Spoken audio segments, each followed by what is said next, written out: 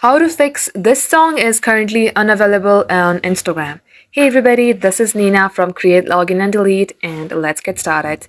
So let's open our Play Store and then search for Instagram. Once you see Instagram, tap onto it and you will see this page. Now if you scroll below, you will see Join the Beta under App Support. Tap on Join and tap on Join again. Now wait for a couple seconds till you are on your way to joining beta. Once you join the beta, tap on refresh, open your Instagram account and refresh your page.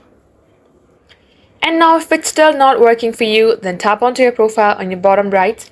Then again go to 3-bar icon on your top right, tap on settings and privacy, scroll all the way below to help, tap on report a problem, tap on include and continue, and let's write our issue here.